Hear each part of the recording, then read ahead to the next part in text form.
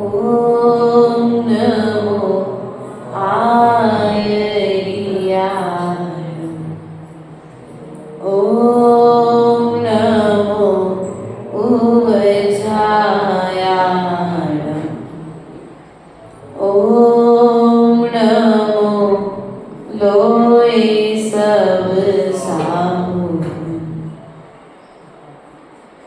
नमः श्रीवैद्यमानाय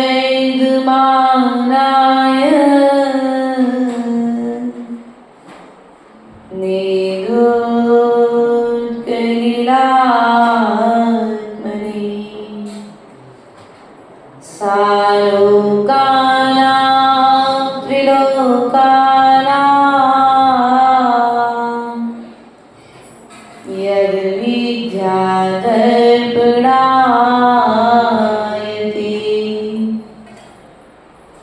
गुरुवापान्तिरो नित्यं ज्ञानदर्शननायिका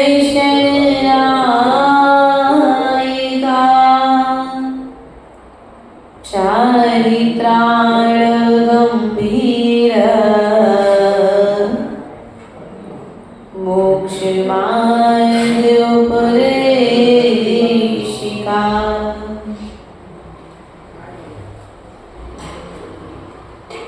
बाल्यकाल से अभी तक मैंने जो सेवा की हो, देना चाहो प्रभु आप तो वसे इतना बलि दो। श्वास श्वास अंतिम श्वासों में नमोकार बलि दो। मेरा अंतिम मरण समाधि तेरे दर पर हो। बोले अनंतानंत सिद्ध परमेश्वरी भगवान की देवादिदेव आदिनाथ भगवान की देवादिदेव मूलाय मनुष्य प्रतनाथ भगवान की शासनायक भगवान महावीर स्वामी की आचार्य भगवती विराट सागर जी पट्टाचार्य आचार्य भगवती विशुद्ध सागर जी मम दीक्षा शिक्षा दादेश्वर विभव सागर जी महाराज की अहिंसामय विश्व धर्म की बालसांग जिनवाणी माता की सिद्ध श्री माता जी की समस्त आज्ञा संत की। प्रिय बंधुओं,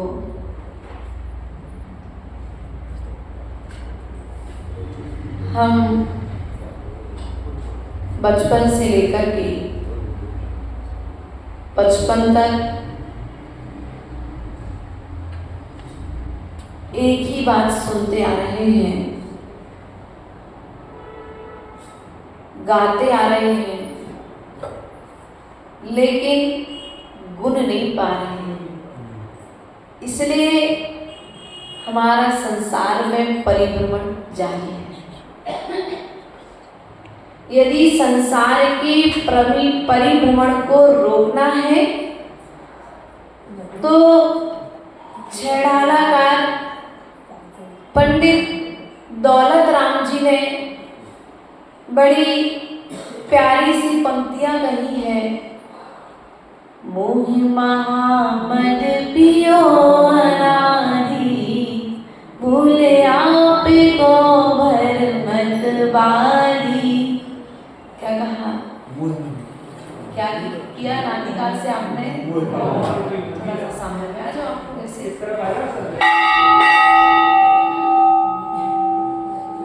ध्यान रखना है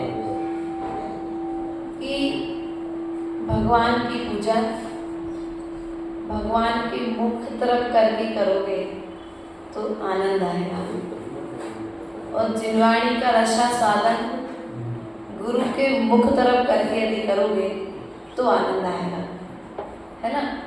इसलिए ध्यान रखना, कभी भी प्रवचन सभा में बैठो तो अपना मुख, जैसे भैया जी बैठे, देखो अजय भैया जी, सब माताएं हमारी।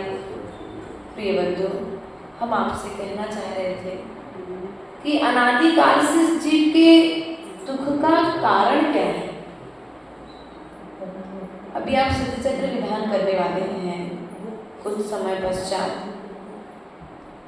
तो उस सिद्ध चक्र विधान करने का उद्देश्य क्या होगा आपका? कर्मों का क्षय।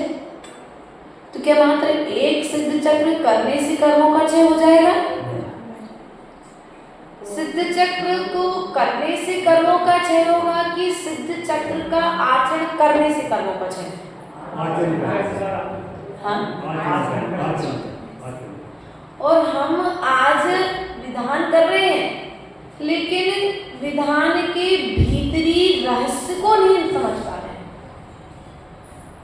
हमारी कमी है कि हम मंदिर तो आ रहे, भगवान के सामने आकर के खड़े हो रहे, पूजन कर रहे, अभिषेक का कलश उठा रहे, लेकिन मूलभूत में इन सब का भीतरी रहस्य क्या है? ये मात्र बहिरंग क्रियाएं तुमको अंतरंग में प्रवेश कराने के लिए कराई जा रही थी, लेकिन हमारी मोह की स्थिति इतनी प्रबल है कि हम जिनालय में आने के पश्चात में भी जिनेंद्र नहीं बन पा रहे। नाम के जिनेंद्र तो बने, लेकिन नमस्कार के जिनेंद्र नहीं बन पा रहे। जिनेंद्र अर्थात इंद्रियों पर जय प्राप्त करने वाले। हम मंदिर में आने के पश्चात में भी कहीं भगवान से मोह कर बैठे, तो कहीं द्रव्य से मोह कर बैठे, कभी जिनवाणी से मोह कर बैठे, गुरु के पास पहुंचे तो गुरु से मोह कर लिया। ध्यान रखना, देखो, चाहे नीम बतासे में रख के खाओ, चाहे सीधी खाओ, कड़वी तो नहीं। उसी प्रकार से जो मोहिनी कर्म है, गुरु से मोहिनी कर्म, यदि प्रशस्त रूप में मोह होगा तो फिर भी कर्म की निर्जरा होगी, लेकिन यदि वही मोह अप्रशस्त अवस्था को प्राप्त हो गया तो वह मोह तुम्हारे लिए कर्म का बंध। और जो प्रशस्त मोह है, वह प्रशस्त मोह भी तुम्हारे प्रमाद के त्याग के लिए है। यदि वह प्रशस्त मोह भी एक दिन तुम्हारे लिए छोड़ना, और वो प्रशस्त मोह भी यदि नहीं छोड़ोगे तो फिर महावीर जैसे बन नहीं पाओगे। गौतम गणधर को वह प्रशस्त मोह का त्याग करना पड़ा जब कहीं जाकर के केवल ज्ञान हुआ था। इसलिए प्रिय बंधुओं, हम मंदिर में आए हैं, सुख की अभिलाषा लेकर के आए हैं। तो सुख की अभिलाषा लेकर के आए हैं तो आचार्य भगवान कहते हैं कि तुम्हारे भीतर में अनंत सुख प्राप्त करने की क्षमता है। कौन सा सुख? कहाँ है? बाहर में? अरे भगवान ने कहा है, भगवान देंगे नहीं। भैया सुख देने की क्षमता है क्या भगवान में? निर्णय करना। भगवान में सुख देने की क्षमता है क्या भैया? दुख देने की क्षमता है क्या अजय भैया? देखो, हमको तो कुछ नहीं आता है, आपने तो ग्रंथ बड़े बड़े पढ़े हैं, आप लोग स्वाध्याय सुन रहे हैं लगातार, भैया जी दीदी जी यहाँ पर हैं, तो क्या किसी भी ग्रंथ में आया कि भगवान सुख दे सकते हैं? तो आया क्या? नहीं आया तो हमको बता दो। किसी ग्रंथ में आया कि भगवान दुख दे सकते हैं? ना भगवान सुख दे सकते हैं, ना भगवान दुख दे सकते हैं। भगवान की भक्ति से तुम्हारे असाधा वेदनी कर्म का जब क्षय होगा तो तुम्हें सुख मिल जाएगा, और जब साता का उदय होगा तो तुम्हारा दुख जाएगा। इसलिए प्रिय बंधुओं, यदि आपको अनंत सुख चाहिए है तो अनंत सुख की प्राप्ति के लिए आचार्य गुरुदेव कहते हैं मोह को घटाओ। किसको घटाओ? मोह को घटाओ। किसको घटाना है? थोड़ा बोल तो दो। कौन सा कर्म है? कर्मों का राजा कौन सा कर्म है? कर्मों का राजा मोहिनी कर्म है। और जिसका मोहिनी कर्म घट गया अर्थात नष्ट हो गया, मोहिनी कर्म गया कि अनंत सुख प्रकटा, उसके पश्चात में धीरे धीरे सब कर्म, बोलो बोलो तो धीरे धीरे। भाई जब दादाजी जाते हैं तो धीरे धीरे घर छोड़ करके पूरा परिवार एक लाइन से बाहर, भैया बड़े लोग चले गए तो हमें भी जाना है।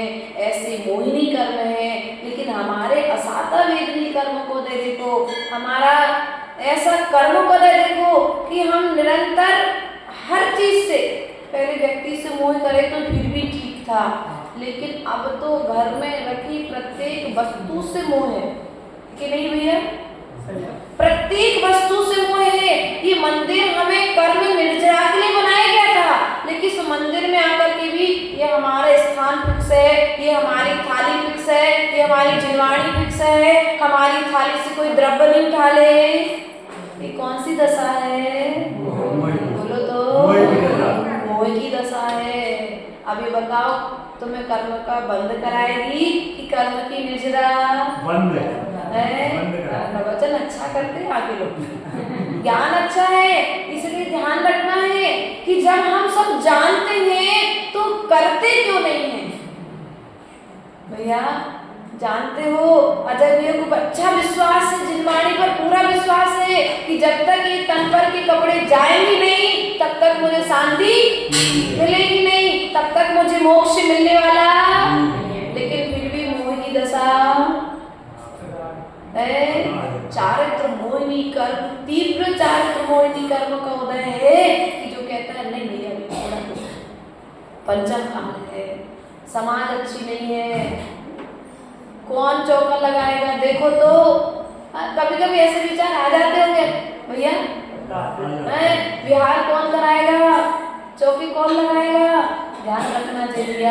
जैसे आज आप साधुओं को चौका लगाते हो ना, ऐसे जब हम भी थे ना तो गुरु संघ में रह करके गुरु संघ की भैया भक्ति का प्रसाद है कि आज ये चारित्र का उपकरण हमारे कर कमरों में। इसलिए निरंतर चारित्रधारियों की भैया भक्ति करते रहना। कुछ तो कर्म की निर्जरा, कुछ तो कसाय कम होगी। तुम अपना मोह घटाओ। देखो मोह तुमने घटाया, सुबह से थोड़ा तो कम किया कि मंदिर में आके भी थोड़ी सी स्थिति गड़बड़ है। हाँ, मोह छोड़ के आए कि ओढ़ के आए? छोड़ के आए ना। जैसे कंबल आपने उखाड़ दिया है, छोड़ करके आ गए, बिस्तर छोड़ करके आ गए, धोती दुपट्टा पहन लिए। इस ठंडक में भी आप धोती दुपट्टा पहन करके भगवान के अभिषेक के लिए आ गए। कुछ तो मोह कम हुआ है, लेकिन भीतर की स्थिति आप स्वयं जानते हैं। क्योंकि एक समय की बात है, एक श्रावक श्रेष्ठी मंदिर नहीं आते थे। अब तरुण भैया और अजय भैया ने को बहुत प्रेरणा दी कि भैया आपको मंदिर जाना चाहिए, जाना चाहिए। अब भैया जी की जब बात नहीं मानी तो भैया जी ने उनकी भैया की माँ को बोला कि भैया अपने बेटे को मंदिर भेजो। जब माँ की बात नहीं मानी तो भैया ने बोला अंतिम अस्त्र है पत्नी, तो पत्नी को बोल दिया। अब पत्नी को भी समझा दिया कि तुम अपनी पति को मंदिर भेजा करो, मंदिर के दर्शन किया करेगा तो सब कुछ घर में ठीक हो जाएगा। पत्नी ने कहा ठीक है हम बोलते हैं। पत्नी ने अपने पतिदेव को समझाया और मंदिर भेजा।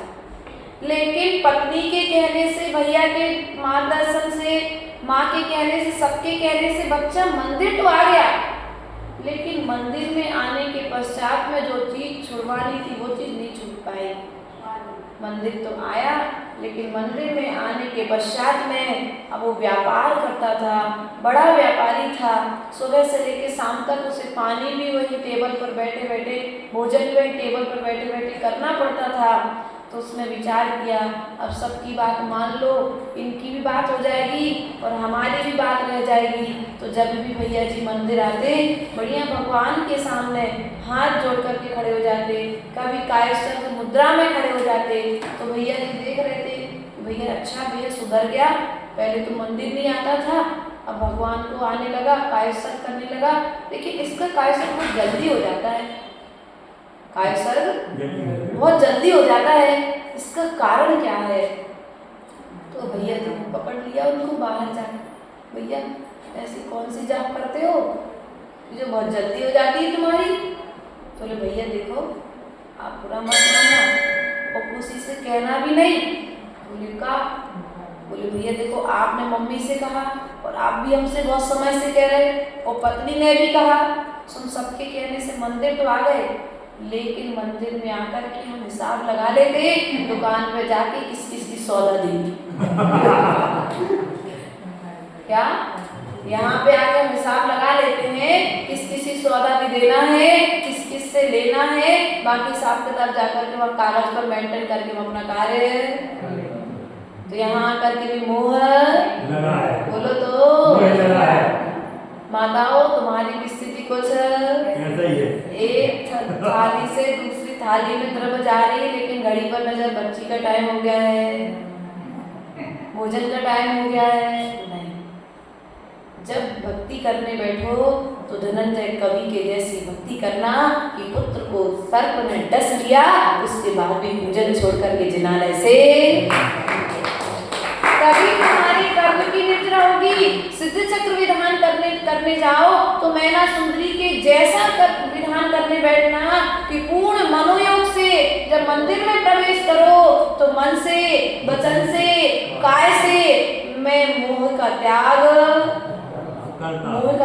हो जाए। जब मोबाइल का त्याग, मंदिर में आओ तो मोबाइल का नो एंट्री लिखी रहती ना, अपन कहीं पर जाते हैं नो एंट्री, ऐसे जब मंदिर में प्रवेश करो तो मोबाइल, भैया जब विधान कराओ ना तो एक बॉक्स तो बना देना, अपने अपने मोबाइल यहाँ जमा करें, क्योंकि जब मंदिर में आओगे मोबाइल का त्याग करके आओगे तब तो तुम भक्ति का आनंद ले पाओगे, नहीं तो मन नहीं लगेगा तो मोबाइल फिर नीचे से, टेबल के नीचे से उंगलियां मोबाइल पर चलती रहेंगी या किसी का फोन नहीं करना।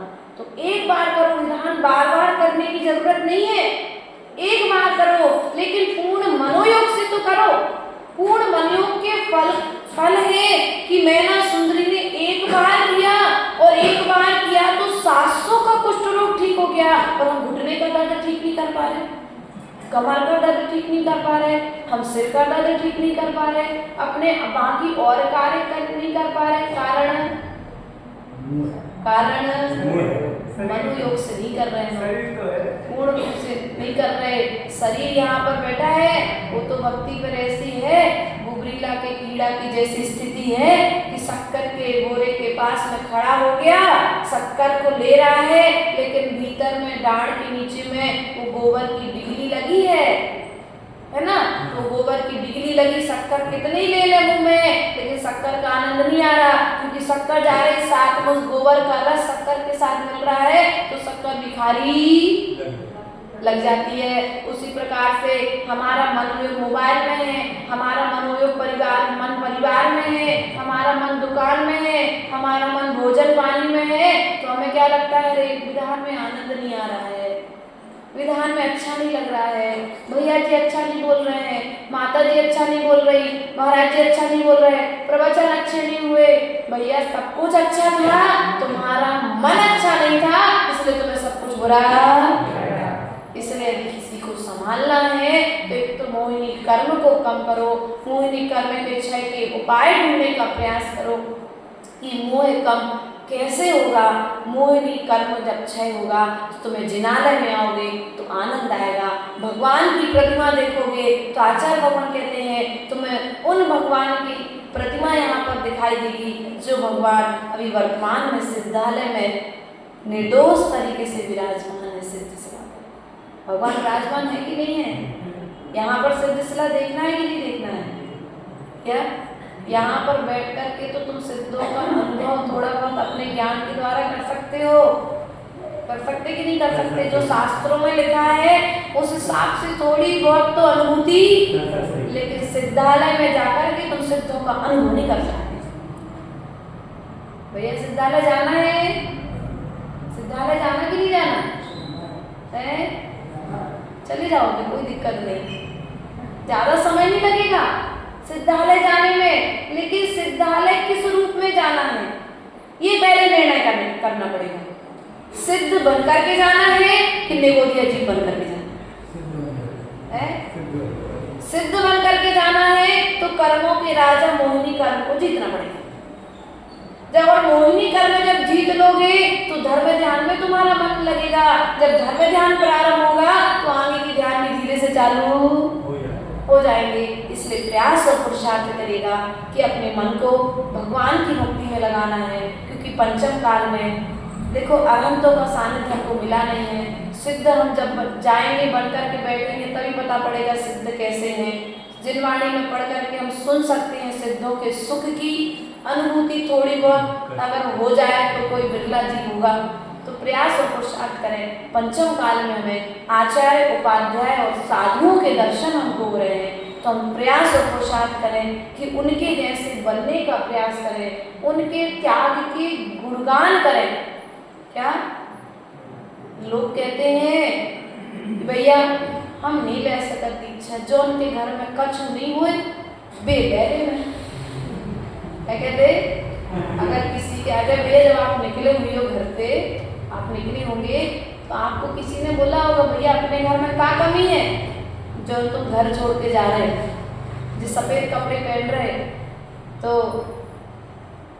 ध्यान रखना, ये जो मोक्ष का मार्ग है ये भिखारियों का मार्ग नहीं है, ये चक्रवर्तियों का मार्ग है, तीर्थंकरों का मार्ग है।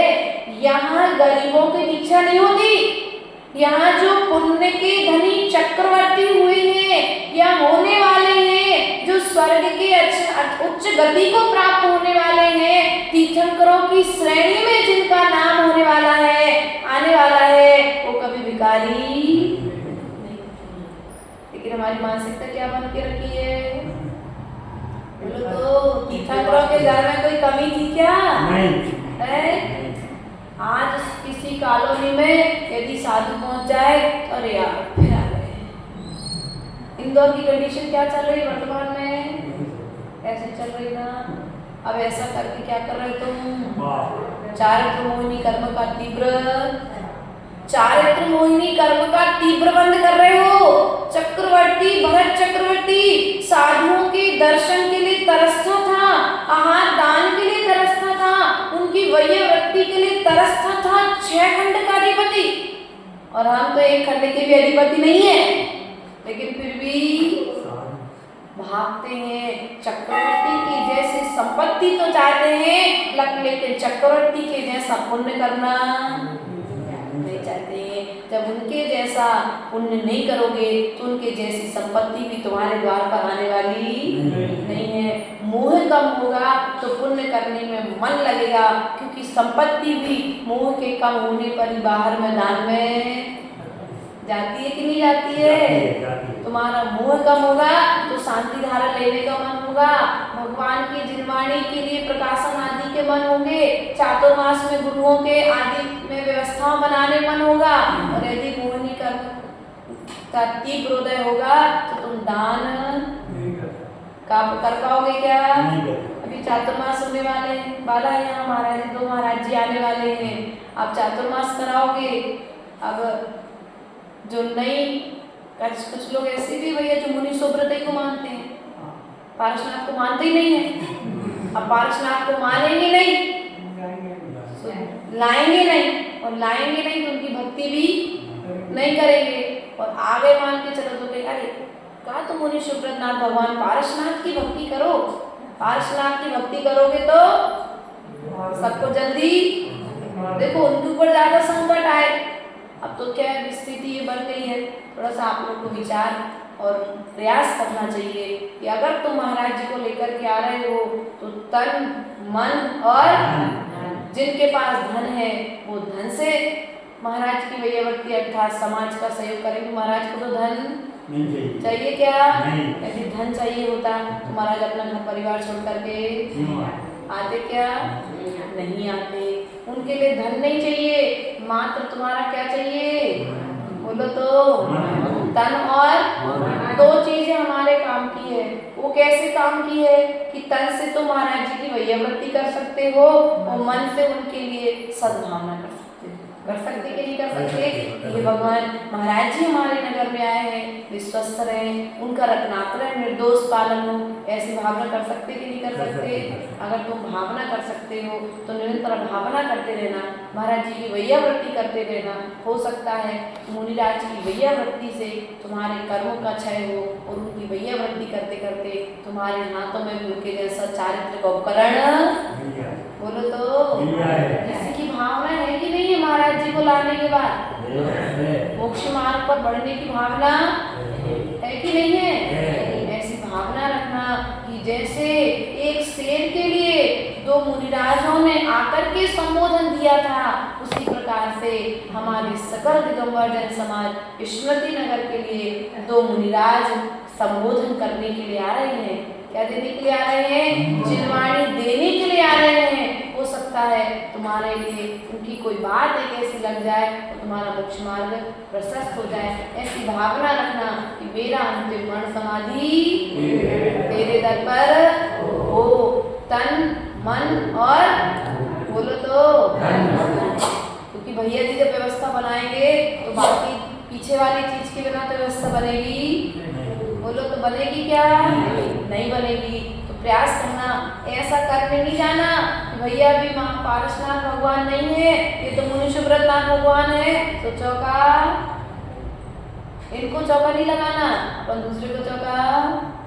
ऐसा करोगे तो दान अंतराय कर्म का बंध होगा कि नहीं होगा? आज तुम दूसरे को कोई बोली लेने जा रहा हो भैया, है ना? अब तो विवक्षा जब कर्म चलेगा सिद्ध चक्र विधान तो भैया जी समझा देंगे विधान आपको। जब कोई बोली लेने जा रहा हो कलश की तो ये नहीं कहना भैया अभी नहीं, अपन यहाँ नहीं लेते पर वहाँ लेंगे बोली। क्यों? क्योंकि वहाँ पर थोड़ी सी तिलक लंबा लग जाएगा, यहाँ पर थोड़ा सा तिलक, वहाँ थोड़ी सी मंच बड़ी होगी, यहाँ थोड़ी सी मंच नहीं। मंच नहीं देखना है, तिलक नहीं देखना है। तुमने 1 लाख रुपए दिए और एक बूंद तिलक तुम्हारे माथे लग गया, तुम्हारा हिसाब किताब बराबर? ऐसा नहीं। अपन तो भक्ति के भावों के साथ में करेंगे। हमें तो जो करना है मुनिराज की वैया भक्ति में करना है, धर्म की सेवा करना है, धर्मात्मा की सेवा करना है। यही हमारा उद्देश्य है, यही हमारे भगवान मुनि सुब्रतनाथ भगवान का उपदेश है। प्रयास और पुरुषार्थ करें, जैन धर्म की प्रभावना में सदा आप सभी का सहयोग बना रहे। आप सभी ने सिद्धों की आराधना का जो भाव बनाया है वह बहुत अच्छा भाव है, क्योंकि आप निरंतर लगभग करते आते। भैया जी ने तो बहुत सारे कर लिए होंगे और आप लोगों ने भी यहाँ पर किए होंगे, है ना? और पुनः पुनः करने के लिए जा रहे हैं। आपका यह विधान सफल और सानंद तरीके से हो। अब भैया जी ने हमको निवेदन किया है कि माता जी आपका भी सानिध्य, तो हमारे सानिध्य के लिए अभी आचार्य गुरुदेव से, क्योंकि आचार्य गुरुदेव ने जैन नगर जैन कॉलोनी का भी बोला था कि आप जैन कॉलोनी में सिद्ध चक्र विधान करें, वहाँ घोषणा हो चुकी थी, परंतु डिस्टेंस थोड़ा सा ज़्यादा है, 13 किलोमीटर, और बरसात का मौसम है और यहाँ पर अपना समर्थ सिटी पास में है। तो आचार्य गुरुदेव की यदि आज्ञा रहेगी तो अपन यहाँ का विचार करेंगे, वरना हम लोगों ने गवर्नमेंट विधि में सिद्ध चक्र विधान करने का भाव बनाया है। अब भैया जी जाएंगे, महाराज जी से भी चर्चा करेंगे, महाराज जी का मनोयोग क्या है, क्योंकि व्यवस्थाएं आपको बनाना है, हमको तो कुछ नहीं करना है। पीछे का मंडल उठाना है, आकर के बैठ जाना है और फिर वापस अपने स्थान पर अपनी क्रिया में लग जाना है। समाज की अनुकूलता, गुरु की आज्ञा और जो मुनिराज यहाँ पर आने वाले हैं उन मुनिराज की मनोभावना को ध्यान में रखते हुए अपन इस विधान के विषय में विचार विमर्श करेंगे। बाकी सब आप सभी की बहुत अच्छी भावना है, बहुत अच्छे मुनिराज आप सभी के बीच में आने वाले हैं। कम समय में बहुत अधिक जिन्होंने क्या बोले अपन प्रभावना जिन्होंने की है। प्रथम चातुर्मास जिनका प्रथम ही चातुर्मास हुआ 2020 में या 21 में दीक्षा महाराज जी की हुई थी, 20 में हुई थी 2000, है ना? तो प्रयास और पुरुषार्थ अपन ये करेंगे कि मुनिराज की वैया भक्ति में उनके ज्ञान ध्यान में अकेला नहीं छोड़ना, क्योंकि तुम लोग जितना जितना महाराज जी के पास में जाओगे उतना उतना कुछ नया लेकर के आओगे, है ना? 2 बातें नई आपको सीखने के लिए मिलेगी। और महाराज जी का ज्ञान बहुत अच्छा है। उन्होंने अभी पिछले चातुर्मास की जो हमको समाचार महाराज जी ने दिए, अभी लोग सुमति धाम में मिले थे, कोपरगांव समाज ने भी बहुत अच्छे समाचार दिए। उन्हीं का परिणाम है यहाँ से आपका यहाँ पर पूरा चातुर्मास पूरा है। तो महाराज जी की प्रभावना में आप जाकर के भी बैठ जाएंगे तो आपको कुछ ना कुछ मिलेगा। महाराज जी का आप लोग सहयोग करें। जिस शासन की प्रभावना में आप सभी अपना सहयोग करेंगे, इन्हीं भावनाओं के साथ बोले परम पूज्य आचार्य गुरुवर ईश्वर विभव सागर जी महाराज जी की जय।